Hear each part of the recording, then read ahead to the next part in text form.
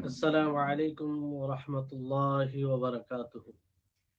إن الحمد لله نحمده ونستعينه ونستغفره ونعوذ بالله من شرور أنفسنا وسيئات أعمالنا. من يهده الله فلا مضل له ومن يضلله فلا هادي له.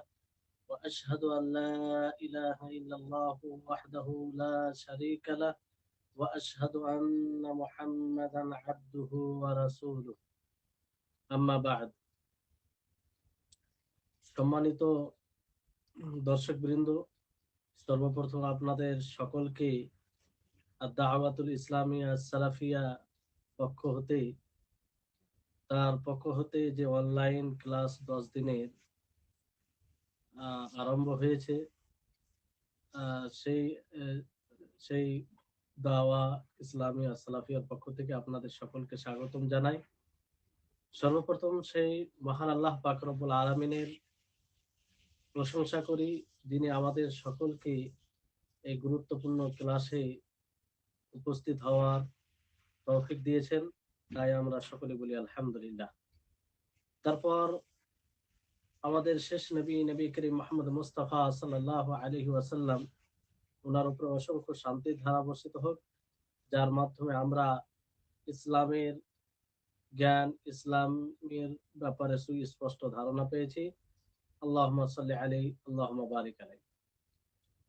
সম্মানিত দর্শকবৃন্দ, আজকে ক্লাস 6ম ক্লাস, ইমানের মূলনীতি সমূহের ব্যাখ্যা বিশ্লেষণের অনলাইন 6ম ক্লাস। এই ক্লাসে ইনশাআল্লাহ ঈমান বিল মালায়েকা, ঈমান বিল কুতুব, তারপর ঈমান বিল রুসুল, এই ব্যাপারে আলোচনা করার চেষ্টা করব। ওমা তৌফিক ইল্লা বিল্লাহ। ইনশাআল্লাহ আপনাদেরকে শেষে বলবো যে এই পারস্পরিক, সর্বপ্রথম আল্লাহর উপরে ঈমান, তারপর ফেরেশতাগণের প্রতি ঈমান, এই যে পারস্পরিক, এর মধ্যে একটা সম্পর্ক আছে, ইনশাআল্লাহ পরে সেটা স্পষ্ট করা হবে। তো ঈমানের রুকুন সমূহের মধ্যে ঈমানের যে 6টি রুকুন রয়েছে, প্রথম রুকুন সম্পর্কে আমরা আলহামদুলিল্লাহ জেনেছি। দ্বিতীয় রুকুন হচ্ছে আল ঈমান বিল মালায়েকা, তথা ফেরেশতাগণের প্রতি ঈমান নিয়ে আসা। তো ফেরেশতাগণের প্রতি আমরা কিভাবে ঈমান নিয়ে আসব, ফেরেশতার ব্যাপারে আমাদের ধারণা কি থাকবে, সেটা আমাদের জানতে হবে। ফেরেশতা একটা গায়বী মাখলুক, গায়বী অদৃশ্য মাখলুক, যারা আল্লাহ তাবারক ওয়া তাআলার ইবাদত করেন, আর তাদের মাঝে রুবুবিয়ত ও উলুহিয়তের কোনো বৈশিষ্ট্য নেই। রুবুবিয়ত ও উলুহিয়তের কোনো বৈশিষ্ট্য নেই। আল্লাহ তাবারক ওয়া তাআলা তাদেরকে নূর দ্বারা সৃষ্টি করেছেন এবং তারা পরিপূর্ণভাবে যেন আল্লাহ তাবারক ওয়া তাআলার হুকুমের, আদেশের অনুগত্য করে আর বশ্যতা স্বীকার করে, আল্লাহ তাবারক ওয়া তাআলার আত্মসমর্পণ করে, এই বৈশিষ্ট্য গুণ তাদেরকে আল্লাহ তাআলা দিয়েছেন। আর এটা বাস্তবায়নে তারা খুব অ্যাক্টিভ এবং সচেতন, আর সেটাতে তারা একদম পুরোপুরি সচেতন তারা। তাহলে এই হচ্ছে ফেরেশতাগণের ব্যাপারে আমাদের ধারণা। আশা করি আপনারা বুঝতে পারছেন। আল্লাহ তাবারক ওয়া তাআলা ফেরেশতাগণের সম্পর্কে বলেন সূরা আম্বিয়ার 19-20 আয়াত নম্বরে, যে ওয়ামান ইনদাহু লা ইস্তাকবিরুনা আন ইবাদাতিহি ওয়া লা ইস্তাহসিরুন ইউসাব্বিহুনা আল-লাইলা ওয়ান নাহারা লা ইয়াফতুরুন, যে তারা আল্লাহর ইবাদত থেকে কখনো পিছু পা হয় না, অহংকার করে না, না তারা ক্লান্তি ভাব অনুভব করে। তারা দিবরাত্রি আল্লাহ তাবারক ওয়া তাআলার পবিত্রতা বর্ণনা করে। তাদের সংখ্যা অসংখ্য, ফেরেশতাগণের সংখ্যা অসংখ্য, যেটা গণনা করা সম্ভব নয়। কারণ সহিহ বুখারী ও সহিহ মুসলিমে আনাস রাদিয়াল্লাহু তাআলা আনহু থেকে একটি বর্ণিত হাদিস রয়েছে মেরাজের ঘটনা সম্পর্কে, যে নবী করিম মুহাম্মদ সাল্লাল্লাহু আলাইহি ওয়াসাল্লামকে যখন বাইতে মামুর আসমানে অবস্থিত রয়েছে, সেখানে সালাত আদায় করেন, তো তিনি বর্ণনা করেন যে সেই মসজিদে প্রত্যেক দিন 70,000 ফারিস্তা, ইউসাল্লি ফিহি কুল্লা ইয়াউমিন 70 আলফা মালাক ইযা খারাজু লাম ইয়াউদু ইলাইহি আখিরা মা আলাইহিম। যে বাইতে মামুর পর্যন্ত যখন নবী সাল্লাল্লাহু আলাইহি সাল্লামকে নিয়ে যাওয়া হয় আসমানে, যেটা আসমানে অবস্থিত, তো সেই বাইতে মামুরে প্রত্যেক দিন 70,000 ফারিস্তা সালাত আদায় করেন। যখন তারা বের হয়ে যায় কিয়ামত পর্যন্ত তারা আর সেখানে সালাতের সুযোগ পায় না। তাহলে এখান থেকে আমরা অনুভব করতে পারি যে ফারিস্তাগণের সংখ্যা কত, অসংখ্য, যেটা নির্ধারিত করে বলা যায় না। এটা সূচনা থাকে নিয়ে কিয়ামত পর্যন্ত এরকম হবে যে প্রত্যেক দিন 70,000 ফারিস্তা সেখানে সালাত আদায় করে, আর বের হয়ে গেলে তারা আর কিয়ামত পর্যন্ত সুযোগ পায় না। তাহলে এখান থেকে এটা স্পষ্ট হচ্ছে যে ফারিস্তাগণের সংখ্যা অসংখ্য, যেটা নির্ধারিত করে বলা যায় না। সম্মানিত দর্শকবৃন্দ, এবার আসুন যে আমরা জানি যে ফারিস্তাগণের প্রতি আমরা কিভাবে ঈমান নিয়ে আসবো, কিভাবে ঈমান আনতে গেলে আমাদের ঈমান পরিপূর্ণ পরিপক্ক হবে, যেটা ঈমানের রুকন, ঈমানের শিকড়, ঈমানের মূল বলা যেতে পারে, বা ঈমানের মূল। তো এতে 4টি বিষয় অন্তর্ভুক্ত রয়েছে। 4টি বিষয় আমাদেরকে লক্ষ্য রাখতে হবে যদি ফারিস্তাগণের প্রতি আমরা পরিপূর্ণ ঈমান নিয়ে আসতে চাই। 1 নম্বর হচ্ছে যে আল ঈমান বিউজুদিহিম, যে তাদের অস্তিত্বের উপরে ঈমান নিয়ে আসতে হবে। ফারিস্তাগণের অস্তিত্বের উপরে ঈমান নিয়ে আসতে হবে, অর্থাৎ এই ঈমান নিয়ে আসতে হবে যে ফারিস্তাগণ একজন মাখলুক আছে, তাদের অস্তিত্ব আছে, আল্লাহ তাআলা তাদেরকে সৃষ্টি করেছেন, যেটা পূর্বে বলা হলো যে তাদেরকে আল্লাহ তাআলা নূর দ্বারা সৃষ্টি করেছেন। এটা 1 নম্বর বিষয়। 2য় নম্বর বিষয় হচ্ছে যে আমরা ঈমান নিয়ে আসব নাম সহ, যাদের নাম আমরা জানি, যাদের নাম আমরা কোরআন ও হাদিসের আলোকে জানতে পেরেছি, তাদের উপরে নাম সহ আমরা ঈমান নিয়ে আসব। যেমন জিবরিল আলাইহিস সালাম। আর যাদের নাম আমরা জানি না, আমাদের নিকটে উজ্জ্বল হয়ে আছে, আমরা জানি না, তাদের উপরে আমরা সংক্ষিপ্ত ভাবে ঈমান নিয়ে আসবো যে আল্লাহ তাআলা যতগুলো ফারিস্তাগুলোকে সৃষ্টি করেছেন, তার উপরে আমরা ঈমান নিয়ে আসছি যে ফারিস্তা এক প্রকারের মাখলুক রয়েছে আল্লাহ তাআলা। 3য় বিষয় হচ্ছে যে ঈমান, ফারিস্তাগণের প্রতি ঈমান নিয়ে আসতে গেলে খেয়াল করতে হবে, সেটা হচ্ছে যে যাদের আমরা বিবরণ জানি, যে ফারিস্তাগণের বিবরণ তারা কি ধরনের, যেটা আমরা জানি, সেই সহ তাদের উপরে ঈমান নিয়ে আসতে হবে, সেই সহ তাদের উপরে ঈমান নিয়ে আসতে হবে। অর্থাৎ যে ফারিস্তাগণের আকার, ধরন কোরআন ও হাদিসে বর্ণিত হয়েছে, সেই ধরন সহ তার উপরে ঈমান নিয়ে আসতে হবে। যেমন জিবরিল আলাইহিস সালামের ঘটনা নবী করিম মুহাম্মদ সাল্লাল্লাহু আলাইহি সাল্লাম ওনার ব্যাপারে বলেন যে তিনি জিবরিল আলাইহিস সালামকে তার আসল প্রকৃত ধরনে, যার উপরে আল্লাহ তাআলা তাকে সৃষ্টি করেছেন, সেই অবস্থায় সেই ধরনে জিবরিল আলাইহিস সালামকে নবী করিম মুহাম্মদ সাল্লাল্লাহু আলাইহি সাল্লাম দেখেছেন। তারপর তিনি বর্ণনা করেন যে তার 600টি পর রয়েছে, ডানা রয়েছে, যেটা মানে আসমানকে ঘিরে ফেলেছিল, বন্ধ করেছিল।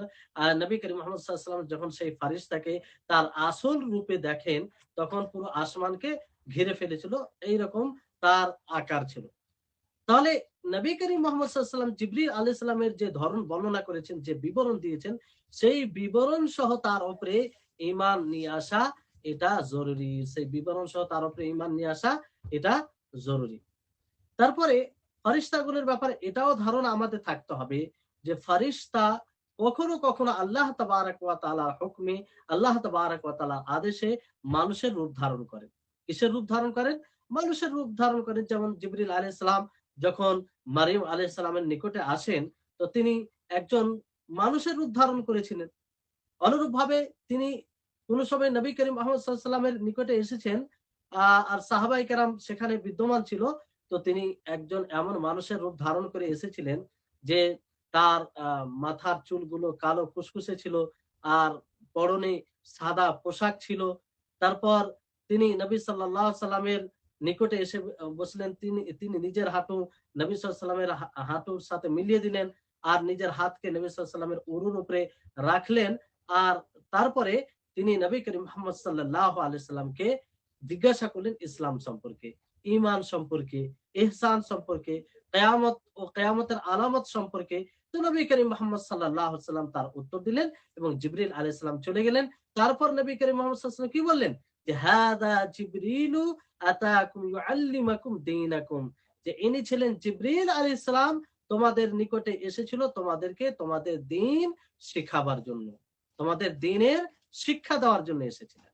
তাহলে এখান থেকে এটা স্পষ্ট হচ্ছে যে ফারিস্তাগণ কখনো আল্লাহর অনুমতিতে মানুষের রূপ ধারণ করেন। অনুরূপ ভাবে আল্লাহ তাবারক ওয়া তাআলা ফারিস্তাগণকে পাঠিয়েছিলেন ইব্রাহিম আলাইহিস সালামের নিকটে, লূত আলাইহিস সালামের নিকটে, মানুষের নিকটে, মানুষের রূপে। তাহলে এইভাবে তার উপরে ঈমান নিয়ে আসতে হবে, যে যে ধরন বর্ণনা করা হয়েছে কোরআন ও হাদিসে এসেছে সেই ধরন সহ তাদের উপরে ঈমান নিয়ে আসতে হবে। চতুর্থ বিষয় যেটা এই ফেরেশতাগণের প্রতি ঈমান নিয়ে আসতে গিয়ে অন্তর্ভুক্ত করে, সেটা হচ্ছে যে আমরা যাদেরকে, যে ফারিস্তাগণের দায়িত্ব সহ জানি আমরা দায়িত্ব সহ জানি যে এই ফারিস্তার এই দায়িত্ব, এই ফারিস্তা এই দায়িত্ব, সেই দায়িত্ব সহ তাদের উপরে ঈমান নিয়ে আসতে হবে। যেমন অনেক ফারিস্তা আল্লাহ তাবারক ওয়া তাআলার পবিত্রতা বর্ণনা করে, তারা তো সবসময় দিন রাত ইবাদত করে, তো এর উপরে ঈমান নিয়ে আসতে হবে যে তারা সকলে দিন রাত ইবাদত করে, তারা সকলে কি করে, দিন রাত ইবাদত করে। তারপরে আপনার আহ এতে তারা কোনো অলসতা করে না। যেমন আর কিছু ফারিস্তাগণের বিশেষ কিছু আমল রয়েছে, বিশেষ কিছু আমল রয়েছে, সেই আমল সহ সেই দায়িত্ব সহ তাদের উপরে ঈমান নিয়ে আসতে হবে। যেমন জিবরিল আমিন, তিনার দায়িত্ব কি, যে আল্লাহ তাবারক ওয়া তাআলার পক্ষ থেকে ওহী নিয়ে আসা রাসূলদের নিকটে, যাকে আল্লাহ তাবারক ওয়া তাআলা রাসূল নবী করে প্রেরণ করেছেন, তার নিকটে আল্লাহ তাবারক ওয়া তাআলার ওহী নিয়ে আসা, এটা জিবরিল আলাইহিস সালামের দায়িত্ব। তো সেই দায়িত্ব সহ তার উপরে ঈমান নিয়ে আসতে হবে।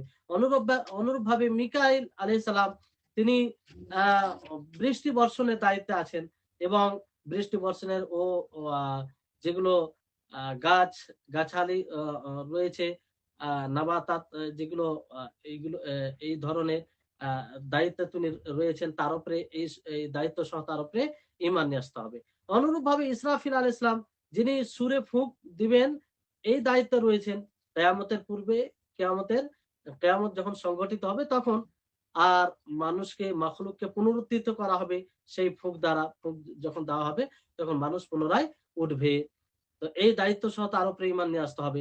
তারপরে মালাকুল মউত, যে মৃত্যুর সময় রূহকে কবজ করে, রূহকে নিয়ে যায়, তার উপরে ঈমান নিয়ে আসতে হবে, তার দায়িত্ব সহ।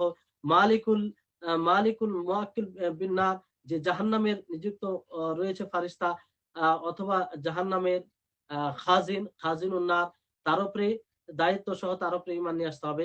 অনুরূপ ভাবে অনেকগুলো ফারিস্তা রয়েছে যে জান্নাতের, হ্যাঁ, জান্নাতের দায়িত্বে রয়েছে, তাদের উপরে ঈমান নিয়ে আসতে হবে।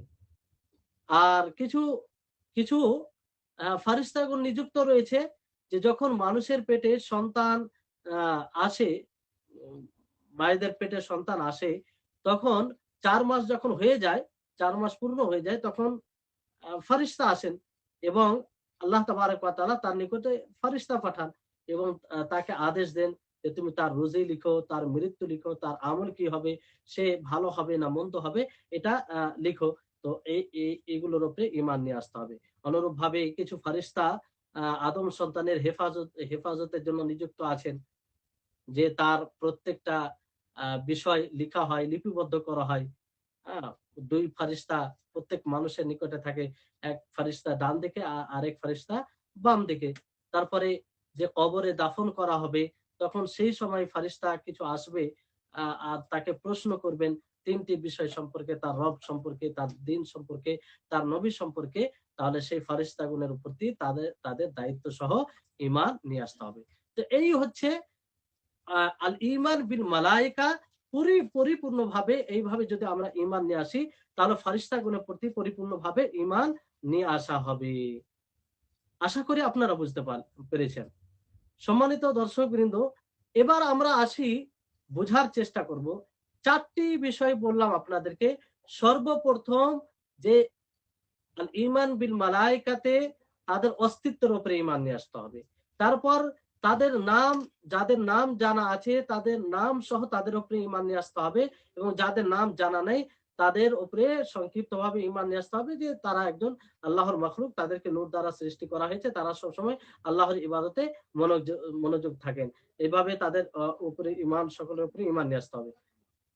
তৃতীয় বিষয় হচ্ছে যে যাদের আমরা দায়িত্ব জানি, ধরন ধরন কোরআন হাদিস, কোরআন হাদিস যারা জানতে পেরেছি তাদের ধরন সহ তাদের উপরে ঈমান নিয়ে আসতে হবে। যেমন জিবরিল আলাইহিস সালামের ব্যাপারে নবী সাল্লাল্লাহু আলাইহি ওয়াসাল্লাম তার আসল রূপে কয়েকবার দেখেছেন, যে তার 600টি ডানা রয়েছে যেটা আসমানকে ঘিরে ফেলেছিল। তারপর ফারিস্তাগণ কখনো মানুষের রূপ ধারণ করে আসেন।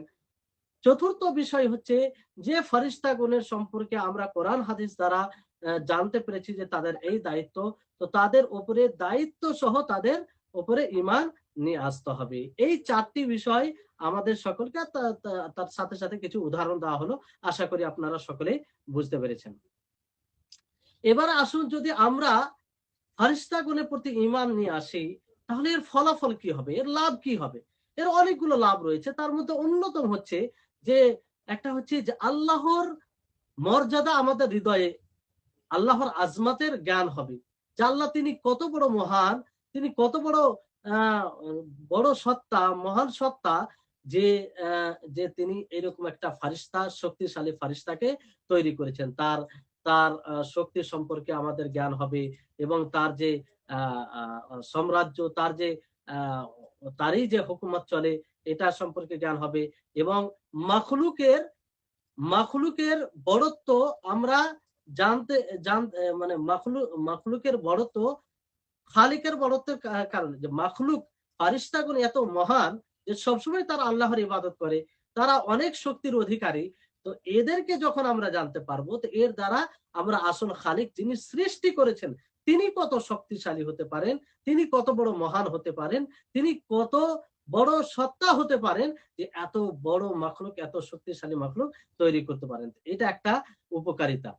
দ্বিতীয় উপকারিতা হচ্ছে যে আল্লাহ তাআলার আমরা শুকরিয়া আদায় করব, কৃতজ্ঞতা প্রকাশ করব, যে তিনি বানু আদমের প্রতি, আদম সন্তানের প্রতি কত অনুগ্রহ করেছেন, আদম সন্তানের প্রতি কত যত্ন নিয়েছেন আদম সন্তানের, যে আল্লাহ তাবারক ওয়া তাআলা ফারিস্তাগণকে, এই ফারিস্তাগণের মাঝে কিছু ফারিস্তাগণকে তাদের হেফাজতে নিযুক্ত করেছেন, কিছু ফারিস্তাগণকে তাদের আমল লিখতে হবে সেই সেই সেই দায়িত্বে নিযুক্ত করেছেন, কিছু আরো এরকম ভাবে অনেক, যেগুলো আপনারা পূর্বে উদাহরণস্বরূপ জানতে পেরেছেন। তো এটা আল্লাহ তাবারক ওয়া তাআলার বিশেষ রহমত, বিশেষ দয়ার পরিচয় এটা।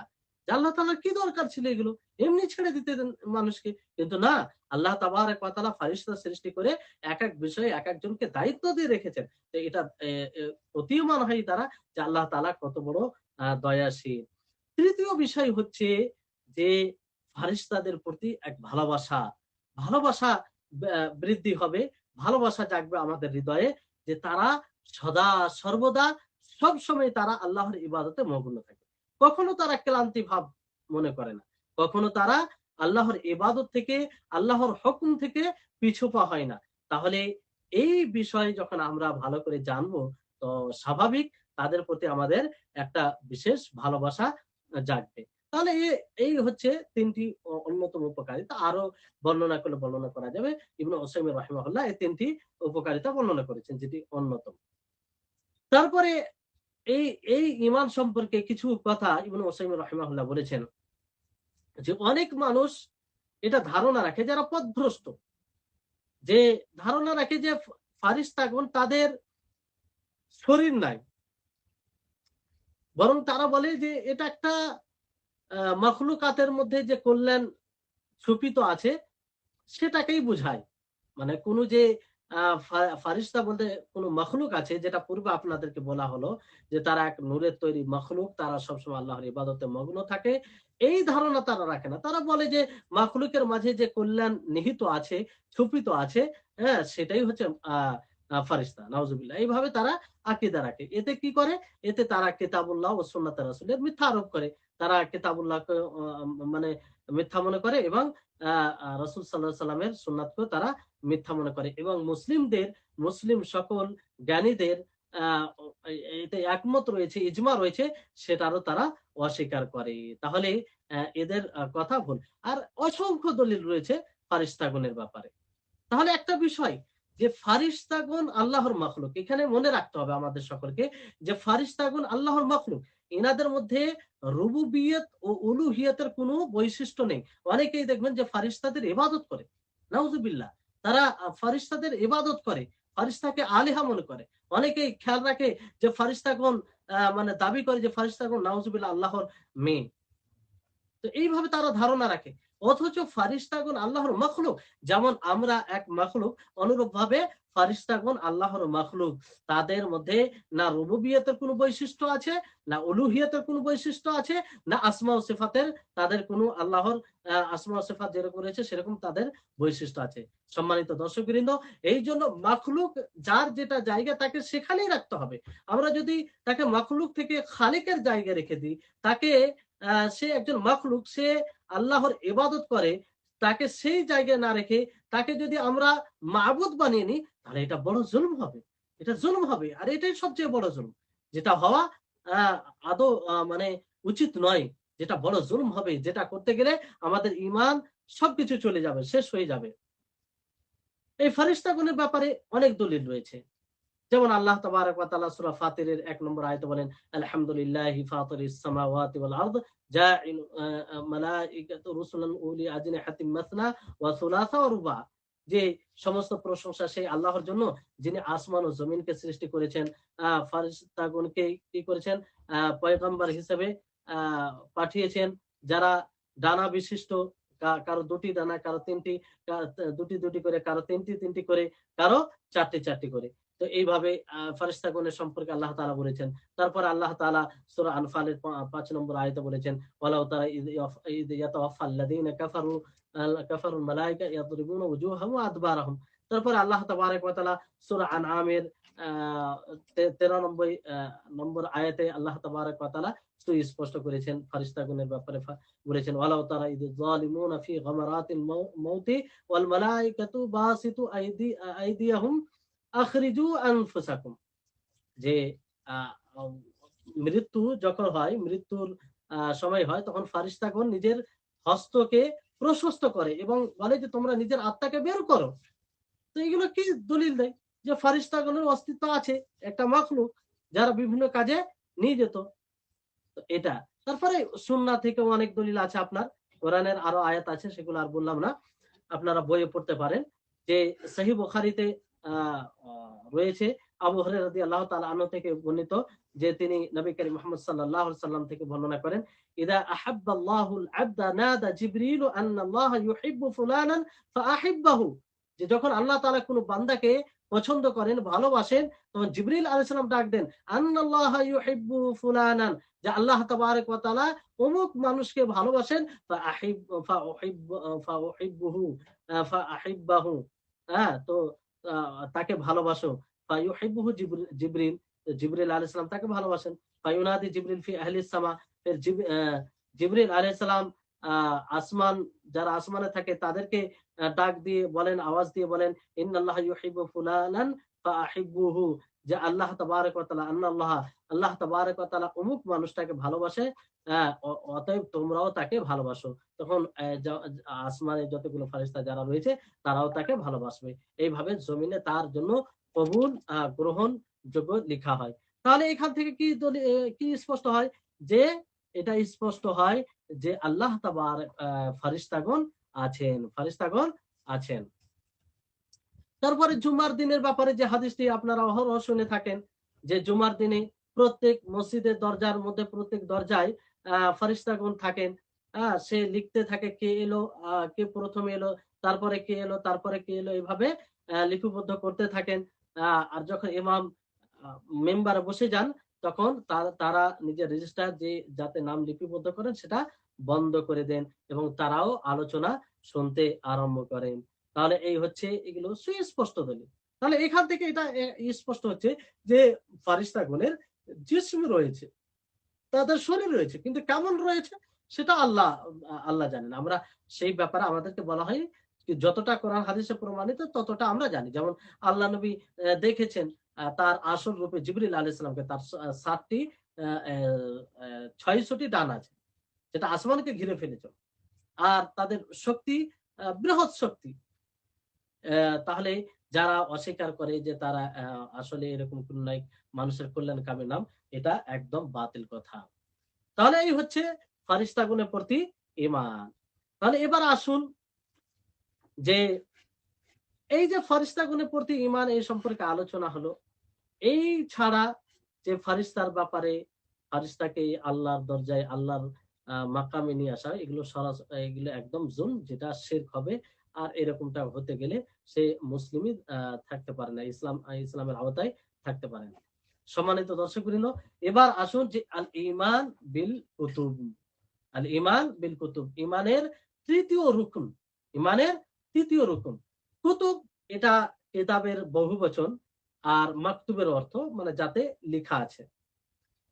এখানে কুতুব বলতে বলা হয়েছে যে সেই কিতাবকে, যে কিতাব সমূহকে আল্লাহ তাবারক ওয়া তাআলা রাসূলগণের প্রতি মাখলুকের হেদায়েত স্বরূপ, রহমত স্বরূপ নাজিল করেছেন। বুঝতে পারলেন? আবার বলছি যে সেই গ্রন্থ, সেই আসমানি কিতাবকে বলা হয় যেই আসমানি কিতাবগুলোকে আল্লাহ তাবারক ওয়া তাআলা রাসূলগণের উপরে মাখলুকের রহমত স্বরূপ, হেদায়েত স্বরূপ নাজিল করেছেন, যাতে তারা সেই কিতাব সমূহ দ্বারা ইহকালে ও পরকালে কল্যাণ লাভ করে। ইহকালে ও পরকালে কল্যাণ অথবা সফলতা লাভ করে। কিতাব বলতে এটা ভালো করে মনে রাখবেন। তো এই হচ্ছে কিতাব। তারপরে এই কিতাবের উপরে যে আপনি ঈমান নিয়ে আসবেন, যেহেতু ঈমানের একটা স্তম্ভ, ঈমানের একটি রুকন, মানে ঈমান এর উপরে নির্ভর করে, তা আপনাকে সকলকে ভালোভাবে জানতে হবে যে আমরা কিভাবে ঈমান নিয়ে আসতে গেলে এর উপরে ঈমান নিয়ে আসতে হবে। তো এই কিতাবের প্রতি ঈমান নিয়ে আসতে গিয়ে এখানেও ৪টি বিষয় রয়েছে। ৪টি বিষয়ের খেয়াল রাখতে হবে, লক্ষ্য করতে হবে আমাদেরকে। প্রথম বিষয় হচ্ছে যে আমাকে আপনাকে সকলকে এই কথার উপরে ঈমান নিয়ে আসতে হবে যে এটা আল্লাহ তাবারক ওয়া তাআলার পক্ষ থেকে নাজিলকৃত, যেটা সত্য। আল্লাহ তাবারক ওয়া তাআলার পক্ষ থেকে নাজিলকৃত যেটা সত্য, যেখানে সন্দেহের কোনো অবকাশ নেই, যেখানে সন্দেহের কোনো অবকাশ নেই। একদম দৃঢ়ভাবে তার উপরে ঈমান নিয়ে আসতে হবে। এখানে কোনো সন্দেহ চলবে না। আর সেটা হক, বাতিলের বিরুদ্ধে হক, বাতিলের কোনো জায়গা নেই। লা ইয়াতিহিল বাতিল মিন বাইনি ইয়াদাইহি ওয়ালা মিন খালফিহি, না তার আগে থেকে না পিছন থেকে বাতিল প্রবেশ করতে পারে। এই হচ্ছে বিষয়, প্রথম বিষয়। দ্বিতীয় বিষয় যে আমরা আসমানি গ্রন্থ সমূহের উপরে ঈমান নিয়ে আসব, যে আসমানি গ্রন্থের আমরা নাম জানি, নাম সহ তাদের উপরে ঈমান নিয়ে আসবো, নাম সহ তাদের উপরে ঈমান নিয়ে আসবো। যেমন কোরআন। কোরআন কার উপরে নাজিল হয়েছে? মুহাম্মদ সাল্লাল্লাহু আলাইহি সাল্লামের উপরে। তো আমরা এই ঈমান নিয়ে আসবো যে মুহাম্মদ সাল্লাল্লাহু আলাইহি সাল্লামের উপরে কোরআন অবতীর্ণ হয়েছে। তাওরাত, তাওরাত কার উপরে নাজিল হয়েছে? মুসা আলাইহিস সালামের উপরে নাজিল হয়েছে। তো আমরা সকলেই ঈমান নিয়ে আসবো মুসা আলাইহিস সালামের উপরে তাওরাত নাজিল হয়েছে, আমরাও তার উপরে ঈমান নিয়ে আসি, তাওরাত এটা সত্য। ইনজিল, ইনজিল কার উপরে নাজিল হয়েছে? ঈসা আলাইহিস সালামের উপরে, আমাদের ঈমান থাকতে হবে। জবুর, জবুর কার উপরে নাজিল হয়েছে? দাউদ আলাইহিস সালামের উপরে। আর এই ছাড়া যতগুলো গ্রন্থ আমরা নাম জানি না, তাদের উপরে, সেই গ্রন্থ সমূহের উপরে সংক্ষিপ্ত ভাবে আমরা ঈমান নিয়ে আসবো যে আল্লাহ তাআলা যতগুলো আসমানি গ্রন্থ নাজিল করেছেন সেটা নাম না জানলেও আমরা তার উপরে ঈমান নিয়ে আসছি, আমরা ঈমান রাখছি। বুঝতে পারলেন? তো এই হচ্ছে এইভাবে ঈমান নিয়ে আসা। এবার বিষয়টা হচ্ছে যে এখন যে আপনার আহ তাওরাত রয়েছে, ইনজিল রয়েছে, এখন যেটা রয়েছে মানুষের, সেটা তো পরিবর্তিত। এটার উপর আবার আমরা ঈমান নিয়ে আসি না, বরং সেই তাওরাত, সেই ইনজিল, সেই জবুরের উপরে আমরা ঈমান নিয়ে আসি, যেটা আল্লাহ তাবারক ওয়া তাআলা আসমান থেকে আল্লাহ তাবারক ওয়া তাআলা নাজিল করেছেন, সেটার উপরে আমরা ঈমান নিয়ে আসছি, ঈমান রাখছি যে সেটা সত্য, সেটা, তাতে কোনো বাতিলের মিশ্রণ নেই। কিন্তু পরবর্তীতে মানুষ পরিবর্তন ঘটালছে, পরিবর্তন করেছে, সেটা মুহাররাফ হয়ে গেছে, সেটা আলাদা বিষয়, মানুষ এটা করেছে, কারণ সেই কিতাবগুলির হেফাজতের দায়িত্ব আল্লাহ তাবারক ওয়া তাআলা লেননি। তারপরে কোরআনের উপরে কিভাবে ঈমান নিয়ে আসবো সেটা আসছে। তাহলে দুটি বিষয় হলো। তৃতীয় বিষয় হচ্ছে যে এই কোরআনে যা কিছু বলা হয়েছে, কোরআনে যা কিছু বলা হয়েছে, পূর্বের সম্পর্কে যা খবর দিয়ে, অতীতের ব্যাপারে যা খবর দেওয়া হয়েছে এবং ভবিষ্যতের ব্যাপারে যা খবর দেওয়া হয়েছে, সেটা তার সত্যায়ন করা, তাকে সত্য বলে মেনে নেওয়া। যেমন পূর্বে নূহ আলাইহিস সালামের ব্যাপারে, লূত আলাইহিস সালামের ব্যাপারে, ইব্রাহিম আলাইহিস সালামের ব্যাপারে, ঈসা আলাইহিস সালামের ব্যাপারে, মূসা আলাইহিস সালামের ব্যাপারে, তারপরে যারা মিথ্যা আরোপ করেছিল তাদের শাস্তির কথা যে বর্ণনা করা হয়েছে, হ্যাঁ, এগুলো এগুলো এগুলো এগুলো সবকে সত্য বলে জানা, সত্য মনে করা, তার উপরে তাকে সত্যায়ন করা, হ্যাঁ, আর এটা এই ধারণা রাখা যে এটা কোনো পরিবর্তিত নয়, বরং আল্লাহ তাবারক ওয়া তাআলা যেভাবে নাজিল করেছেন সেভাবেই সেটা বিদ্যমান রয়েছে, সেভাবে সেটা বিদ্যমান রয়েছে। বুঝতে পারলেন? তো এইভাবে আমাদের সকলকে ঈমান নিয়ে আসতে হবে। ভবিষ্যতের ব্যাপারে যা কিছু বলা হয়েছে সেটার উপরে ঈমান নিয়ে আসতে হবে, যে কিয়ামত সম্পর্কে কিংবা যে সম্পর্কে বলা হোক না কেন, তার উপরে আমাদের সকলকে ঈমান নিয়ে আসতে হবে। সম্মানিত দর্শকবৃন্দ, তাহলে আমাদের এই ঈমান বিল কুতুবে ৩টি বিষয় আলোচনা করা হলো। আশা করি আপনারা বুঝতে পারছেন। চতুর্থ বিষয় হচ্ছে যে আমরা সেই সব বিধানের উপরে আমল করব, কোরআনের বিধানের উপরে আমল করব যেগুলো রহিত করা হয়নি, এবং তাকে সন্তুষ্ট চিত্তে মানতে হবে, তার উপরে পুরোপুরি নিজেকে আত্মসমর্পণ করতে হবে, পুরোপুরি মেনে নিতে হবে। এটা নয় যে আমরা কিছুটা মানবো আর কিছুটা মানবো না, জি না, তাকে পুরোপুরি তাসলিম করতে হবে। তার আমরা হিকমত বুঝতে পারি আর না পারি, এটার সাথে কোনো সম্পর্ক নেই। যদি আমরা হিকমত বুঝতে পারি তো আলহামদুলিল্লাহ, না পারলেও কোনো সমস্যা নাই, তার উপরে ঈমান নিয়ে আসতে হবে। ঈমানে যেন কোনো ব্যাঘাত না ঘটে, ঈমানে যাতে কোনো ব্যাঘাত না ঘটে। তাহলে আর এটার উপরে ঈমান নিয়ে আসতে হবে যে এই কোরআন দ্বারা পূর্বের সমস্ত আসমানি গ্রন্থ সেটাকে কি করা হয়েছে, রহিত করা হয়েছে, সেটাকে কি করা হয়েছে, রহিত করা হয়েছে। হ্যাঁ, যেটা সমর্থন করেছে তার উপরে আমল করতে হবে। আল্লাহ তাবারক ওয়া তাআলা সূরা মাইদার 48 নম্বর আয়াতে বলেন যে ওয়া আনজালনা ইলাইকাল কিতাবা বিল হাক্কি মুসাদ্দিকাল লিমা বাইনা ইয়াদাইহি মিনাল কিতাব ওয়া মুহাইমিনান আলাইহি, যে আমি আপনার উপরে কিতাব নাযিল করেছি হকের সাথে, যার পূর্বের সত্যায়নকারী কিতাবের, আর তার উপরে মানে ফয়সালাকারী, মানে মূল কিতাব হচ্ছে এটি, অর্থাৎ হাকিম, সেই কিতাব সমূহের প্রতি এটা বিচারক হাকিম হিসেবে। তো কোন এমন হুকমের উপরে, পূর্বের হুকমের উপরে আমল করা জায়েজ নয় যদি কোরআন সেটা সমর্থন না করে। যদি এই কোরআন থেকে সমর্থিত বিষয় না হয়, তাহলে সেটার উপরে আমল করা জায়েজ নয়, কারণ এই কোরআন মুহাইমিন, এই কোরআন বিচারক, এই কোরআন সমস্ত পূর্বে ধর্মের উপরে বর্তমান সময়ের জন্য এবং কিয়ামত পর্যন্ত সেটা বিচারক হিসাবে সেই সিদ্ধান্ত দিবে যে আপনি কোনটাকে দিন হিসাবে মানবেন। এই হচ্ছে 4টি বিষয়। আবার বলুন যে আমরা কিতাবের উপরে ঈমান নিয়ে আসতে গিয়ে কজন খেয়াল রাখি, কজন এইভাবে আমরা ঈমান আনি।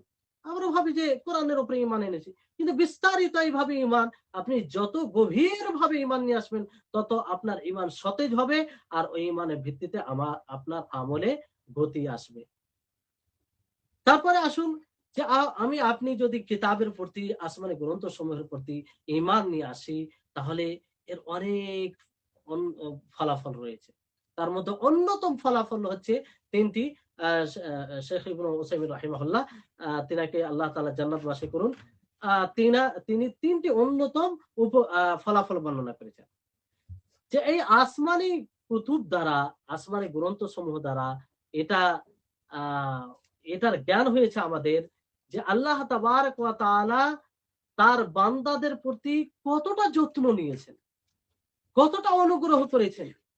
যে আল্লাহ তাবারক ওয়া তাআলা প্রত্যেক জাতির জন্য এক একটা কিতাব নাজিল করেছেন, গ্রন্থ নাজিল করেছেন, যাতে সেই কিতাব দ্বারা, সেই গ্রন্থ দ্বারা তারা হেদায়েত পায়, তারা সুপথে আসে, তারা সরল পথকে বুঝতে পারে এবং সরল পথে এসে তারা নিজের চিরস্থায়ী জীবনকে সুখময় জীবন বানাতে পারে।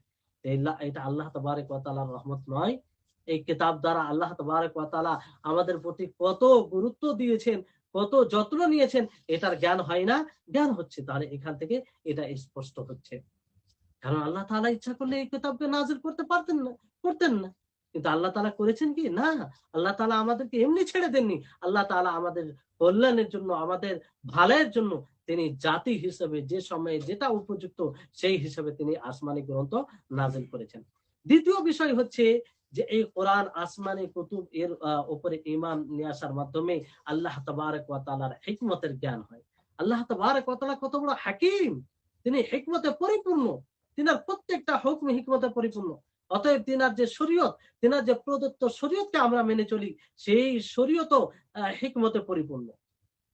যে কওম, যে জাতি তার জন্য যেরকম বিধান উপযুক্ত হবে সেই হিসাবে আল্লাহ তাআলা শরীয়ত নাজিল করেছেন, বিধান নাজিল করেছেন তার তার অবস্থা অনুযায়ী।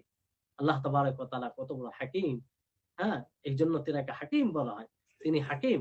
আল্লাহ তাআলা বলছেন, লিকুল্লি জাআলনা মিনকুম শিরআতাও ওয়া মিনহাজা, যে আমি প্রত্যেকটা তোমাদের মধ্যে প্রত্যেক সকলের জন্য একটি বিধান এবং পদ্ধতি নির্ধারণ করেছি। সূরা মাইদার ৪৮ নম্বর আয়াত। সম্মানিত দর্শকবৃন্দ, আশা করি আপনারা বুঝতে পারছেন। তারপরে তৃতীয়, আপনার আল্লাহ তাবারক ওয়া তাআলার নেয়ামতের শুকরিয়া, কৃতজ্ঞ হতে হয় এই ঈমান বিল কুতুব কে পালন করতে গিয়ে, অর্থাৎ আল্লাহর কিতাব সমূহের প্রতি ঈমান নিয়ে আসতে। কারণ এটা নেয়ামত, এটা নিয়ামত। এই কিতাব যদি না থাকতো, আল্লাহ তাআলা যদি এই আসমানি গ্রন্থ নাজিল না করতো, তাহলে হয়তো আমরা গুমরাহ হয়ে থাকতাম, পথভ্রষ্ট হয়ে থাকতাম। এই নিয়ামত দ্বারা আমরা উপকৃত হয়েছি।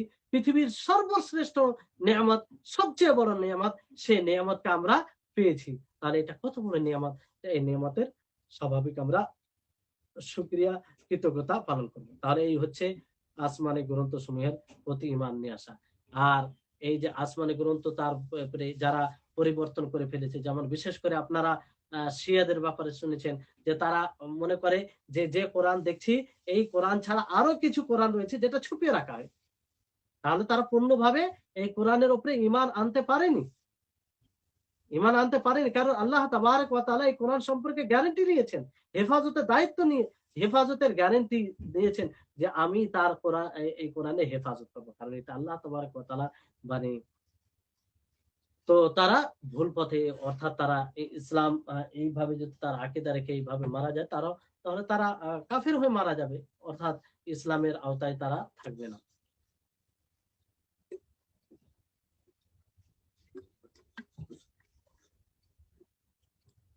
তারপরে আসুন যে আল ঈমান বির রাসূল, রাসূলগণের প্রতি ঈমান।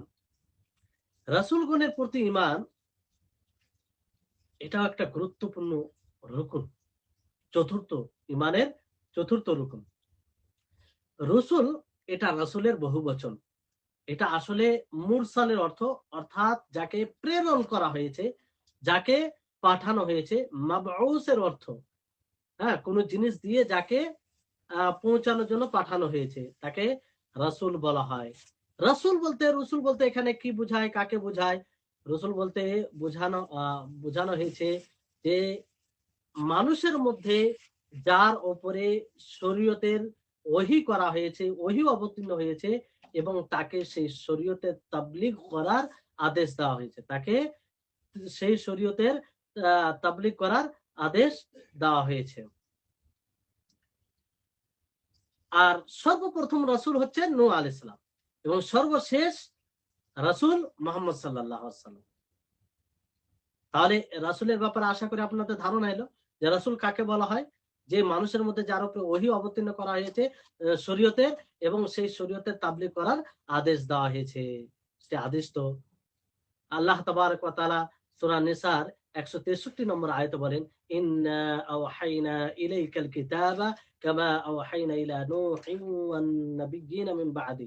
আল্লাহ তাআলা বলেন যে আমি আপনার উপরে কিতাবের ওহী করেছি, কিতাবের ওহী করেছি যেমন ভাবে নূহ আলাইহিস সালামের উপরে ওহী করেছি এবং তারপরে নবীগণের উপরে ওহী অবতীর্ণ করেছি। তাহলে এখান থেকে কি স্পষ্ট হচ্ছে যে সর্বপ্রথম রাসূল নূহ আলাইহিস সালাম এবং সর্বশেষ রাসূল মুহাম্মদ সাল্লাল্লাহু আলাইহি ওয়াসাল্লাম। সহিহ বুখারীতে হাদিসটি রয়েছে, আনাস বিন মালিক রাদিয়াল্লাহু তাআলা আনহু থেকে বর্ণিত। তিনি বলেন হাদিসটি হাদিসে শাফাআতে যে নবী করিম মুহাম্মদ সাল্লাল্লাহু আলাইহি ওয়াসাল্লাম নবী সাল্লাল্লাহু আলাইহি ওয়াসাল্লাম যে সুপারিশ করবেন সেই হাদিসে বর্ণনা করা হয়েছে যে আন্নান নাস ইয়াতুনা ইলা আদম, যে মানুষ, সমগ্র মানুষ কার কাছে যাবে? আদম আলাইহিস সালামের নিকটে। লিয়াশফা লাহুম ফায়াতাযিরু ইলাইহিম, কেন যাবে? যাতে আদম আলাইহিস সালাম তাদের জন্য সুপারিশ করে। কিন্তু আদম আলাইহিস সালাম কি বলবে? বলবে যে না, আমার দ্বারা এটা সম্ভব নয়, কারণ আমার মাধ্যমে কোনো একটা চুপ বিচ্যুতি ঘটেছিল। এইভাবে নূহ আলাইহিস সালামের নিকটে যাবেন। তো তারপরে সেখানে বলা হয়েছে ইতু নূহান আউয়াল রাসূলিন বাআসাহুল্লাহু, আদম আলাইহিস সালাম বলবেন যে তোমরা নূহ আলাইহিস সালামের নিকটে যাও, যিনি সর্বপ্রথম রাসূল যাকে আল্লাহ তাআলা এই দুনিয়াতে প্রেরণ করেছেন। তারপরে পুরো লম্বা হাদিস রয়েছে।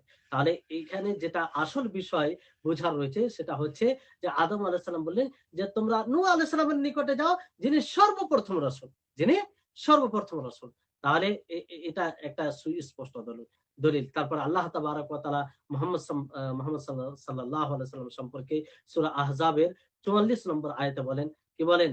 যে মা কানা মুহাম্মাদুন আবা আহাদিম মির রিজালিকুম ওয়ালাকিন রাসূলুল্লাহি ওয়া খাতামান নাবিয়্যিন, যে মুহাম্মদ সাল্লাল্লাহু আলাইহি ওয়াসাল্লাম তোমাদের পিতা, তোমাদের মধ্যে কারো পিতা নয়, ওয়ালাকিন রাসূলুল্লাহ, কিন্তু তিনি আল্লাহর রাসূল, তবে তিনি আল্লাহর রাসূল, এবং খাতামান নাবিয়্যিন, তিনি সর্বশেষ নবী। আর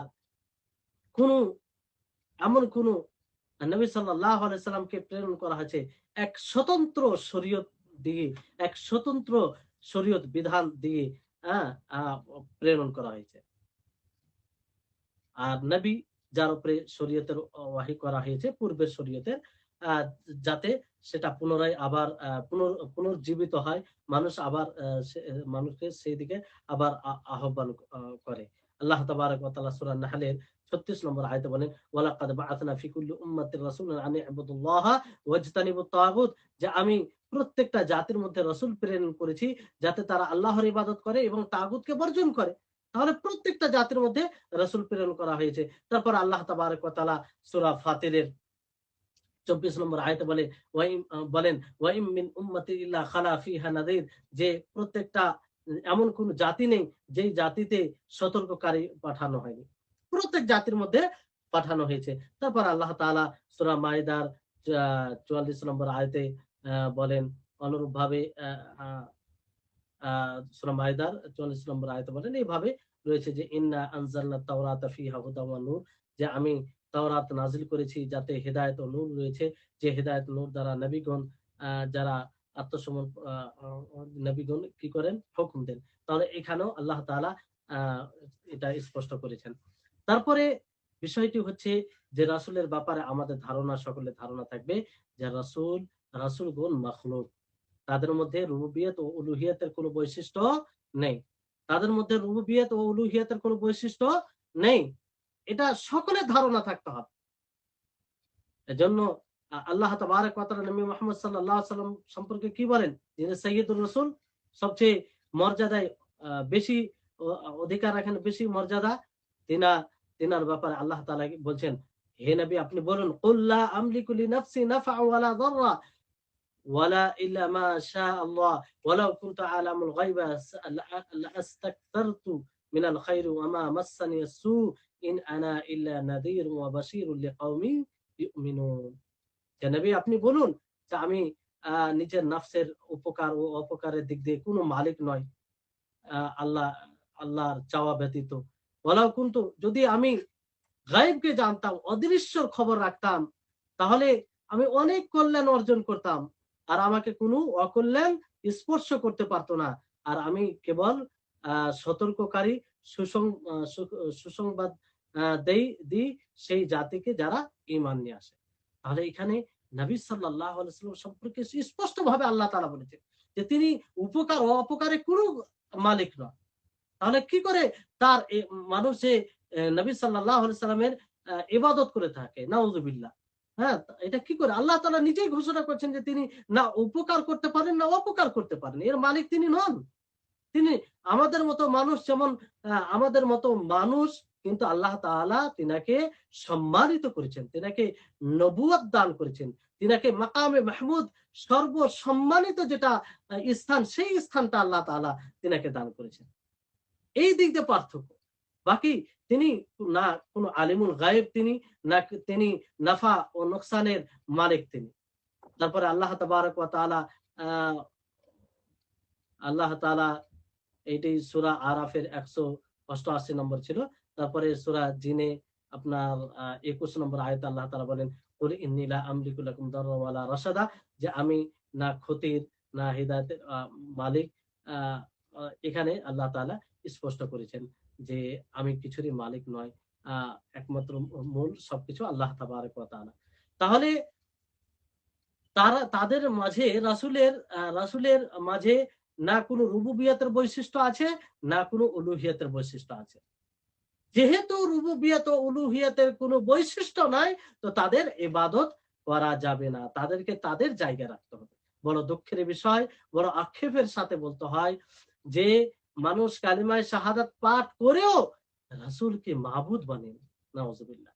কি করে এটা হতে পারে যে যারা কালিমায়ে শাহাদাত পাঠ করে এটা করে, তারা কালিমায়ে শাহাদাত বুঝতে পারেনি, তারা কালিমায়ে শাহাদাতের অর্থ বুঝতে পারেনি, তাকে বাস্তবায়ন করতে পারেনি।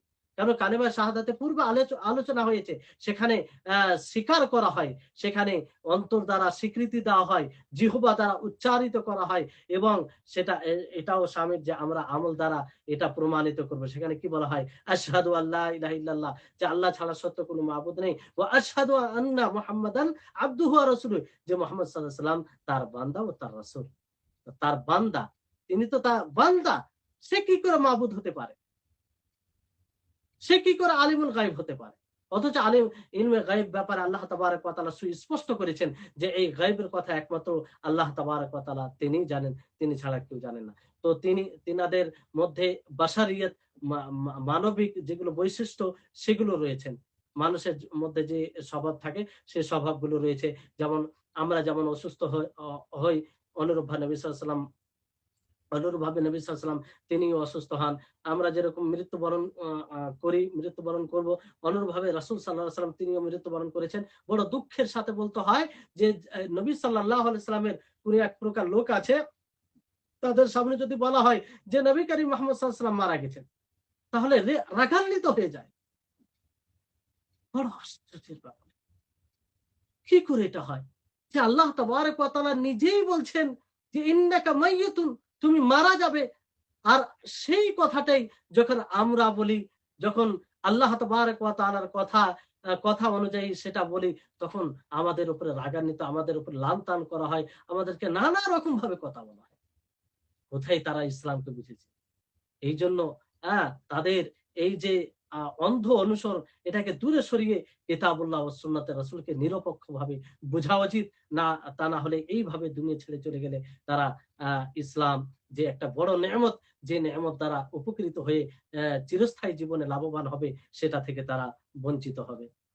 তো তিনিও মৃত্যুবরণ করেছেন। যেমন আমাদের খাবার ও পানাহারের প্রয়োজন আছে, প্রয়োজন আছে, প্রয়োজন থাকবে মৃত্যু পর্যন্ত। অনুরূপভাবে তারও প্রয়োজন ছিল, খেতেন, পান করতেন। অনুরূপভাবে এই যতগুলো তিনি বাজার করতেন, তিনি সবকিছু করতেন যেগুলো করা একটা মানুষ হিসেবে। আল্লাহ তাবারক ওয়া তাআলা ওই কথাই বলেন সূরা শুরার 89 79 80 আয়াত থেকে 81 আয়াত পর্যন্ত আল্লাহ তাআলা বলেন ওয়াল্লাযী হুয়া ইউতঈমুনি ওয়া ইয়াসকিন, যে তিনি আমাকে খাওয়ান, তিনি আমাকে পান করান, ওয়া ইদা মারিদতু ফাহুয়া ইয়াশফিন, যখন আমি অসুস্থ হই তিনি আমাকে শিফা দান করেন, ওয়াল্লাযী ইউমিতুনি, তিনি আমাকে মৃত্যু দেন, সুম্মা সুম্মা ইউহয়িন, এবং তিনি জীবিত করেন। সুস্পষ্ট। এর চাইতে সূর্যের আলোর নেই সুস্পষ্ট দলিল এগুলো, যে দলিল দ্বারা এটা স্পষ্ট হয় যে আল্লাহ নবীগণ কখনো খালিক হতে পারে না, কখনো মাবুদ হতে পারে না, তারা মাখলুক, তারা সম্মানিত লোক, তারা আল্লাহর বার্তাকে মানুষের জন্য সুস্পষ্ট করেছেন। এটাই তাদের বার্তা অনুযায়ী আল্লাহ তাবারক ওয়া তাআলার ইবাদত করতে হবে, তিনারা যেভাবে আমাদেরকে বুঝিয়েছেন। তারপরে নবী করিম মুহাম্মদ সাল্লাল্লাহু আলাইহি ওয়াসাল্লাম নিজের সম্পর্কে বলেন যে ইন্নামা আনা বাশারুন মিসলুকুম, যারা বলে নবী সাল্লাল্লাহু আলাইহি ওয়াসাল্লাম নূরের তৈরি, আমাদের মতো নয়, তাদেরকে একবার চিন্তা করা উচিত যে আল্লাহ তাবারক ওয়া তাআলা কোরআনে তার সম্পর্কে কি বলেছেন। বাশার শব্দ ব্যবহার করেছেন। বাশার কাকে বলা হয়? মানুষকে বলা হয়। যে কুল ইন্নামা আনা বাশারুন মিসলুকুম ইউহা ইলাইয়া আয়াতে রয়েছে, একাধিক আয়াতে। তারপরে নবী সাল্লাল্লাহু আলাইহি ওয়াসাল্লাম নিজে বলছেন, নবী সাল্লাল্লাহু আলাইহি ওয়াসাল্লাম নিজে বলছেন ইন্নামা আনা বাশারুম মিসলুকুম, যে আমি তোমাদের মতো মানুষ, আনসা কামা তানসাউনা, আমি ভুলি যেমন ভাবে তোমরা ভুলো, ফাইদা নাসিতু ফাযাক্কিরুনি, যদি আমি ভুলে যাই তাহলে তোমরা আমাকে স্মরণ করিয়ে দাও। তাহলে মানুষের যেমন স্বভাব একটা ভোলা, অনুরূপভাবে আল্লাহর নবীরও ভোলা, যেহেতু তিনি মানুষ ছিলেন। তিনি কি ছিলেন? মানুষ ছিলেন। তাহলে এখান থেকে স্পষ্ট যে তিনার মধ্যে রুবুবিয়ত ও উলুহিয়তের কোন বৈশিষ্ট্য ছিল না। আল্লাহ তাবারক ওয়া তাআলা তাকে, তিনি যে ইবাদত গুজার বান্দা ছিলেন, এই ইবাদতের সাথে গুণান্বিত করেছেন যে তিনি ইবাদতকারী। তিনার উঁচু মাকামকে বর্ণনা করতে গিয়ে এবং তার প্রশংসা করতে গিয়ে আল্লাহ তাআলা কি বলেন? আল্লাহ তাআলা নূহ আলাইহিস সালাম সম্পর্কে বলেন যে ইন্নাহু কানা আবদান শাকুরা, ইন্নাহু কানা আবদান শাকুরা, সে শুকরগুজার বান্দা, আল্লাহর ইবাদতকারী ছিলেন। আর মুহাম্মদ সাল্লাল্লাহু আলাইহি ওয়াসাল্লাম সম্পর্কে আল্লাহ তাআলা বলেন, এই আয়াতটি আপনার ইন্নাহু কানা আবদান শাকুরা, এই আয়াতটি সূরা ইসরার ৩ নম্বর।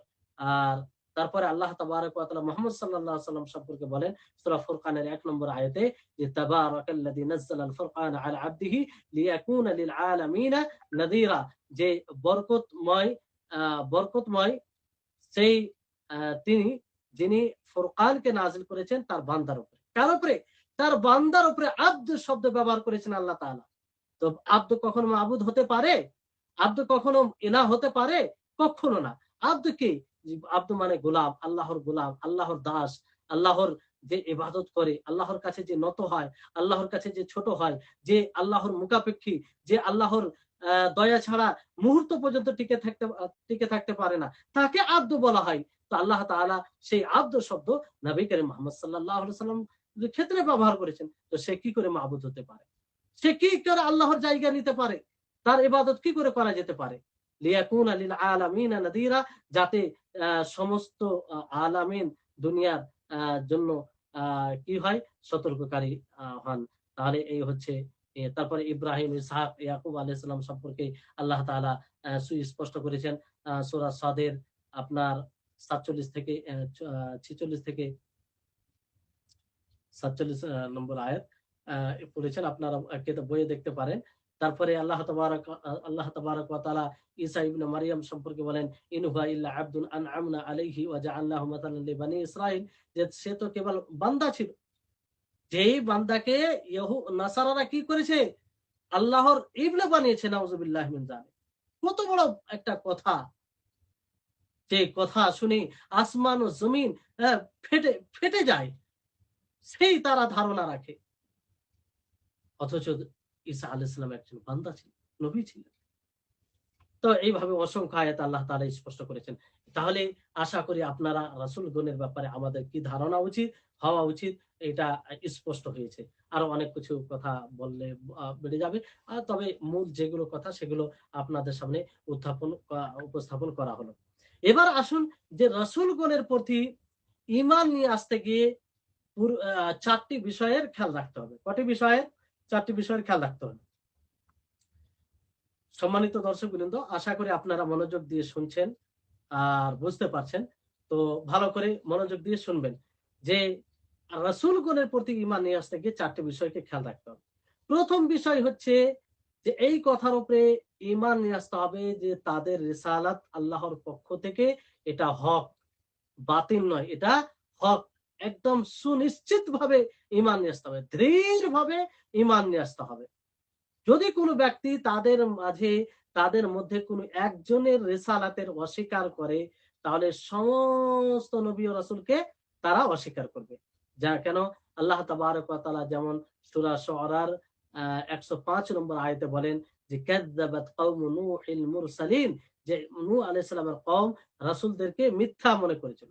তারা মিথ্যা আরোপ করেছিল। তো নূহ আলাইহিস সালামের কওম নূহ আলাইহিস সালামকে শুধু মিথ্যা মনে করেছিল। কারণ সে সময় তো নূহ আলাইহিস সালাম বিদ্যমান ছিলেন। কিন্তু আল্লাহ তাআলা কি বললেন যে নূহ আলাইহিস সালামের কওম সমস্ত রাসূলগণকে মিথ্যা মনে করেছিল। তাহলে কোন একজন রাসূলকে মিথ্যা মনে করা মানে সমস্ত রাসূলগণকে মিথ্যা মনে করা।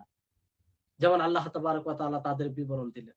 তো যদি কেউ আ সমস্ত নবীর উপরে ঈমান নিয়ে আসে, আ মুহাম্মদ সাল্লাল্লাহু আলাইহি ওয়াসাল্লামের উপরে ঈমান না নিয়ে আসে, সে মুসলিম হবে? হবে না।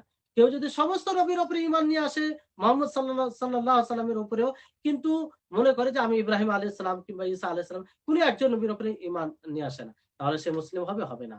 সকলের উপরে ঈমান নিয়ে আসতে হবে। সকলের উপরে ঈমান নিয়ে আসতে হবে। তাহলে তাদের ব্যাপারে এই ঈসা ইবনে মারইয়াম, আ যে তিনি আ এ তিনি মানুষ ছিলেন, এবং তিনিও রাসূল ছিলেন, তার উপরে ঈমান নিয়ে আসতে হবে এবং রাসূলগণের কাজ হচ্ছে মানুষকে সুপথের রাস্তা দেখা। দ্বিতীয় বিষয় হচ্ছে যে তাদের উপরে ঈমান নিয়ে আসতে গিয়ে যেটা খেয়াল রাখতে হবে সেটা হচ্ছে যে তাদের উপরে যাদের আমরা নাম জানি, নাম সহ তাদের উপরে ঈমান নিয়ে আসতে হবে। কতগুলো রাসূলের নাম জানি আমরা। নাম সহ আমরা আ আ জানতে পেরেছি কোরআন হাদিস দ্বারা। তো নাম সহ তাদের উপরে ঈমান নিয়ে আসতে হবে। যেমন মুহাম্মদ, ইব্রাহিম, মূসা, ঈসা, নূহ, এই ৫ জন নবীকে কি বলা হয়? উলুল আজম মিনার রাসূল। এনারা সুদৃঢ় ছিলেন দাওয়াতের পথে। সবচেয়ে ধৈর্যশীল ছিলেন। এজন্য এই ৫ জন নবীকে কি বলা হয়? উলুল আজম বলা হয়। কি বলা হয়? উলুল আজম। মনে রাখবেন উলুল আজম ৫ জন। মুহাম্মদ সাল্লাল্লাহু আলাইহি ওয়াসাল্লাম, ইব্রাহিম, মূসা, ঈসা, নূহ আলাইহিমুস সালাতু ওয়াসসালাম। তাহলে এই ৫ জন নবী উলুল আজম। আল্লাহ তাবারক ওয়া তাআলা ২ জায়গায় এই ৫ জনের কথা বলেছেন। একটা জায়গা হচ্ছে সূরা আহজাবের ৭ নম্বর আয়াতে আল্লাহ তাআলা বলেন যে ওয়াইদ আখাযনা মিনান নাবিয়্যিনা মিসাকাহুম ওয়া মিনকা ওয়া মিন নূহ ওয়া ইব্রাহিম ওয়া মূসা ওয়া ঈসা ইবনে মারইয়াম, যে আমি নবীদের কাছ থেকে চুক্তি আহাদ নিলাম, আপনার কাছ থেকে, অর্থাৎ নবী মুহাম্মদ সাল্লাল্লাহু আলাইহি ওয়াসাল্লামের কাছ থেকে, নূহ আলাইহিস সালামের কাছ থেকে, ইব্রাহিম, আ মূসা, ঈসা ইবনে মারইয়াম। তো এখানে ৫ জনের কথা বলা হয়। অনুরূপভাবে সূরা শূরাতে এই ৫ জনের কথা বলা হয়েছে। আপনারা বইয়ে দেখতে পারেন, আয়াতটি রয়েছে। তাহলে এখানে উলুল আজম ৫ জন রয়েছে। তারপরে আ যাদের নাম উলুল আজমের মধ্যে নাই, কিন্তু আ নাম জানা আছে, তাদের উপরে নাম সহ ঈমান নিয়ে আসতে হবে। আর যাদের নাম জানা নেই, তাদের উপরে সংক্ষিপ্তভাবে ঈমান নিয়ে আসতে হবে যে আল্লাহ তাবারক ওয়া তাআলা সেই পৃথিবীর সূচনা থেকে নিয়ে আ কিয়ামত, এই মুহাম্মদ সাল্লাল্লাহু আলাইহি সাল্লাম পর্যন্ত যা নবী ও রাসূল পাঠিয়েছেন তাদের উপরে আমরা ঈমান নিয়ে আসছি। আর এর দলিল আছে অসংখ্য নবী ও রাসূল। আল্লাহ তাআলা যেমন সূরা গাফিরের ৭৮ নম্বর আয়াতে বলেন যে ওয়ালাকাদ আরসালনা রুসুলাম মিন ক্বাবলিকা মিনহুম মান কাসাসনা আলাইকা ওয়া মিনহুম মান লাম নাকসুস আলাইকা, যে আমি আপনার পূর্বে রাসূল প্রেরণ করেছি, যে তাদের মাঝে কেউ অনেকের ব্যাপারে আমি আপনাকে বলেছি আর অনেকের ব্যাপারে আপনার সামনে বর্ণনা করিনি। তাহলে এখান থেকে বুঝে যাচ্ছে যে অসংখ্য নবী ও রাসূল রয়েছে, অনেকগুলো নাম আমরা জানি না। তৃতীয় বিষয় যেটা থাকবে সেটা হচ্ছে যে তিনারা যা কিছু বলে গিয়েছেন, যা খবর দিয়ে গেছেন, সেটার সত্যায়ন করা, সেটাকে সত্য বলে মেনে নেওয়া। সেটাকে সত্য, যা কিছু বলে গিয়েছেন সবকিছু সত্য বলে মেনে নেওয়া। এটা এটা এটা খুব গুরুত্বপূর্ণ জিনিস। এটা থাকতেই হবে। না হলে রাসূলের প্রতি ঈমান পরিপূর্ণ হবে না। ঈমানই হবে না রাসূলের প্রতি। এইজন্য এই বিষয়টি যদি থাকে, তাহলে আমরা রাসূলের কোন কথা আর অস্বীকার করতে পারি না। কিন্তু আমাদের মাঝে দুঃখ হলেও বলতে হয়, বড় দুঃখিত হতে হয় তাদেরকে দেখে এবং তাদের চিন্তাধারাকে দেখে, যে অনেকেই আছে যে এই বুদ্ধি দ্বারা তারা সেটাকে ওজন করে যে সেটা সঠিক না বেঠিক। অনেক হাদিস রয়েছে যে সহিহ সূত্রে সেটা প্রমাণিত, কিন্তু তারা সেটা অস্বীকার করে কেন? তাদের বুদ্ধিতে বিবেকে আসে না। তাহলে এর অন্তর্ভুক্ত হবে কি?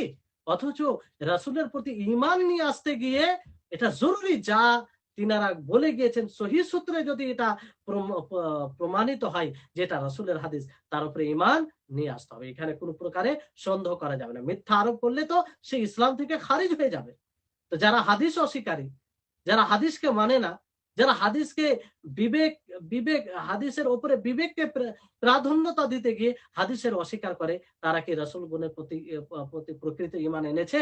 না, ঈমান আনতে পারেনি। তো রাসূলগণের প্রতি প্রকৃত ঈমান আনার পরিচয় হবে, দাবি হবে যে রাসূল সাল্লাল্লাহু আলাইহি সাল্লাম থেকে যা প্রমাণিত হবে তার উপরে ঈমান নিয়ে আসতে হবে। তাহলে এক ধরনের লোক যারা রাসূলের কোন হাদিসের অস্বীকার করে, তাদের থেকে সতর্ক থাকতে হবে এবং তাদেরকে সচেতন হতে হবে যে এরকম ভাবে আমরা যদি জীবনযাপন করি আর মারা যাই, তাহলে আমরা ইসলাম দ্বারা আমরা উপকৃত আখিরাতে হতে পারবো না। চতুর্থ বিষয় হচ্ছে যে যেই শরীয়ত যে রাসূল নিয়ে এসেছেন সেই শরীয়তের উপরে আমল করা। কি করা? আমল করা। নবী সাল্লাল্লাহু আলাইহি সাল্লাম একটি শরীয়ত আমাদের নিকটে নিয়ে এসেছেন। তো সেই শরীয়তের উপরে আমল করা। সেই শরীয়ত অনুযায়ী আমাদেরকে চলতে হবে, সেটাকে গ্রহণ করা। এটা হচ্ছে চতুর্থ বিষয়। আল্লাহ তাবারক ওয়া তাআলা সূরা নিসার ৬৫ নম্বর আয়াতে বলেন যে ফালা ওয়া রাব্বুকা লা ইউমিনুনা হাত্তা ইউহাক্কিমুকা ফীমা শাজারা বাইনাহুম সুম্মা লা ইয়াজিদু ফি আনফুসিহিম হারাজাম মিম্মা কাযাইতা ওয়া ইউসাল্লিমু তাসলিমা। যে তোমার রবের কসম যে তারা মুমিন ততক্ষণ পর্যন্ত হতে পারবে না যতক্ষণ পর্যন্ত তারা তোমাকে তাদের বিবাদিত বিষয়ে হাকিম বিচারক হিসাবে মেনে না নেবে। আর এটা মানতে গিয়ে তারা নিজের অন্তরে কোনো প্রকারের দ্বিধা সংকোচ মনে করবে না, যেটা তুমি ফয়সলা করবে এবং সেটাকে পুরোপুরি তাসলিম করে নিবে, সমর্থন করবে, সেটাকে মেনে নিবে। তাহলে এখানে তিনটি বিষয়। সর্বপ্রথম যে আল্লাহর নবীর কথাকে বিচারক হিসাবে মেনে নিতে হবে। আল্লাহর নবীর কথা এলো, তার উপরে কোনো কথা চলবে না, কোনো কথা চলবে না। আর সেটাকে সন্তুষ্ট চিত্তে মানতে হবে, উদার চিত্তে মানতে হবে। এমন বিষয় নয় যে মানলাম অন্তরে না মানার ভাব রেখে, না, এতে ঈমান পরিপূর্ণ হবে না। এবং সেটাকে পুরোপুরি কিছুকে মানলাম কিছু মানলাম না, এরকম চলবে না, পুরোপুরি তাকে মানতে হবে। তাহলে কয়টি বিষয় বললাম? 4টি বিষয় বললাম। 1 নম্বর হচ্ছে যে রাসূলদের প্রতি ঈমান নিয়ে আসা, তাদের রিসালাতের প্রতি ঈমান নিয়ে আসা, যেটা হক, যেখানে সন্দেহের কোনো অবকাশ নেই, তার দলিল দেওয়া হলো। তারপরে রাসূলগণ, তারপরে কি বিষয় বললাম? যে রাসূলগণের নাম আমরা কিতাব ও সুন্নাহ দ্বারা জানতে পেরেছি, নাম সহ তাদের উপরে ঈমান নিয়ে আসা। সেখানে উলুল আজমের কথা এলো যে 5 জন নবী, ইব্রাহিম আলাইহিস সালাম, নূহ আলাইহিস সালাম, ঈসা আলাইহিস সালাম, মুসা আলাইহিস সালাম, মুহাম্মদ সাল্লাল্লাহু আলাইহি ওয়াসাল্লাম, 5 জন নবী। তারপরে বাকি যাদের নবী যাদের নাম রয়েছে তাদের উপরে নাম সহ ঈমান নিয়ে আসা। তারপরে যেই নবীর নামগুলো নেই তাদের উপরে সংক্ষিপ্তভাবে ঈমান নিয়ে আসা। আর 3 নম্বর কি বললাম? 3 নম্বর বললাম যে তারা যা কিছু বলে গিয়েছেন সেটা সত্য। আর সত্যায়ন করা তার। চতুর্থ হচ্ছে যে যে শরীয়ত নিয়ে এসেছে সে শরীয়তের উপরে ঈমান নিয়ে আসা। তারপরে বিষয়, সম্মানিত দর্শকবৃন্দ, সময় হয়ে আসছে, তারপরে শেষ বিষয়টি বলে আজকের ক্লাস শেষ হবে ইনশাআল্লাহ। যদিও এই ব্যাপারে একটু আলোচনা আছে, দেখছি, চেষ্টা করি। তো তারপরে বিষয় যে রাসূলদের উপরে যদি আমরা ঈমান নিয়ে আসি, এর ফলাফল কি? ইবনে উসাইমিন রাহিমাহুল্লাহ তিনি বলছেন যে এর উপরে ঈমান যদি আমরা ভালোভাবে নিয়ে আসি, তাহলে আল্লাহ তাবারক ওয়া তাআলার রহমতের ব্যাপারে জ্ঞান হয়।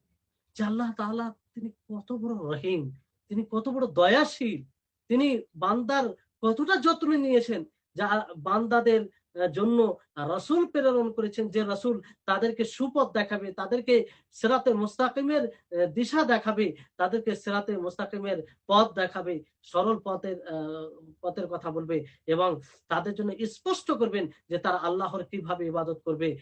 কারণ এটা মানবিক বুদ্ধি, যে মানুষের বুদ্ধি রয়েছে, পুরোপুরি যে সে নিজে নিজে জানতে পারবে, এটা সম্ভব নয়। এজন্য আল্লাহ তাবারক ওয়া তাআলা মানুষের উপরে দয়া করতে গিয়ে, মানুষের প্রতি বিশেষ যত্ন নিতে গিয়ে আল্লাহ তাআলা কি করলেন? আল্লাহ তাআলা রাসূল পাঠালেন। কি পাঠালেন? রাসূল পাঠালেন। আর এটা আল্লাহ তাবারক ওয়া তাআলা কত রহিম, সেটা আমরা জানতে পারলাম।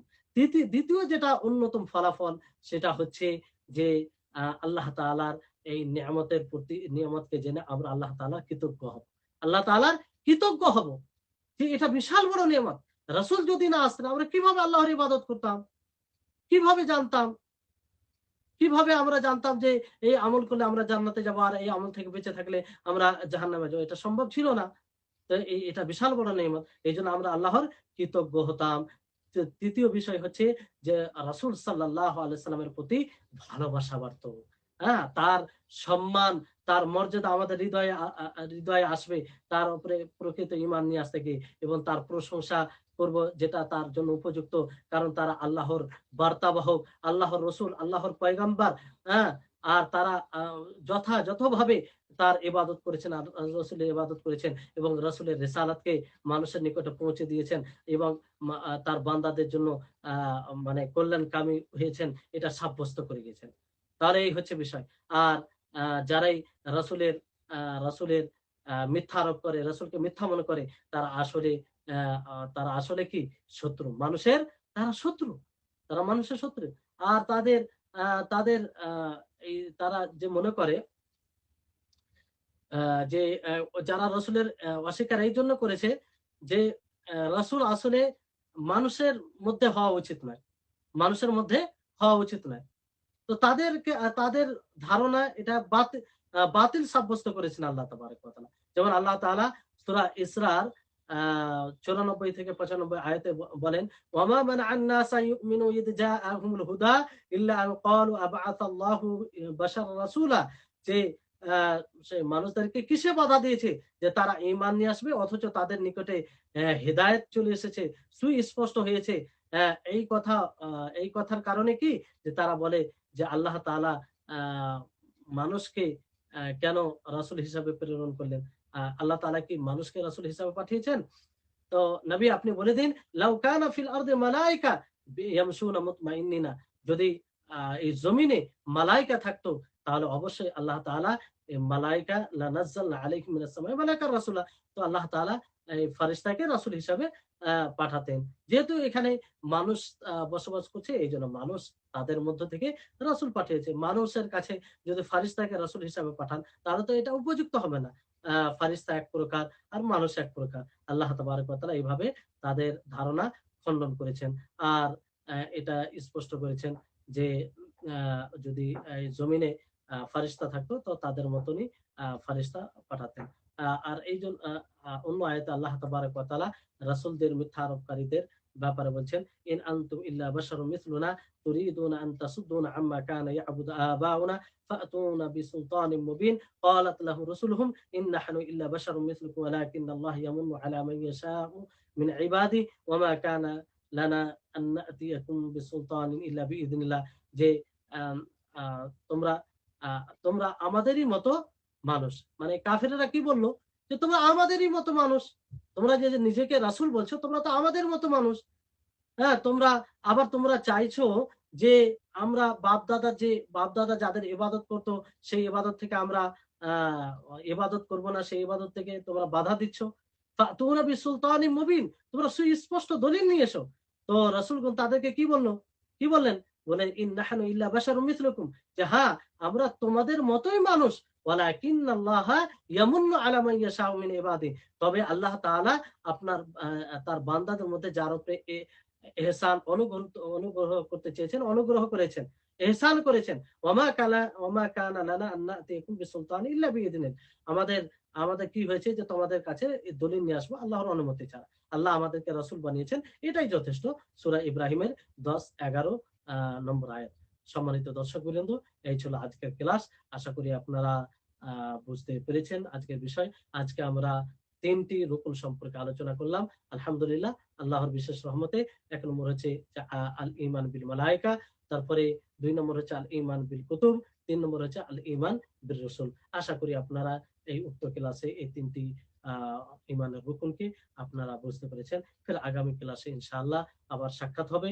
আল্লাহ তাবারক ওয়া তাআলার নিকটে দোয়া করব যেন আল্লাহ তাআলা আমাদের সকলকে এই সব বিষয়কে বুঝার এবং আমরা যেন সেই মতো জীবন যাপন করি এবং সেটাকে নিজের জীবনে বাস্তবায়ন করতে পারি। ওয়া আখিরু দাওয়ানা আনিল হামদুলিল্লাহি রাব্বিল আলামিন। আসসালামু আলাইকুম ওয়া রাহমাতুল্লাহি ওয়া বারাকাতুহু।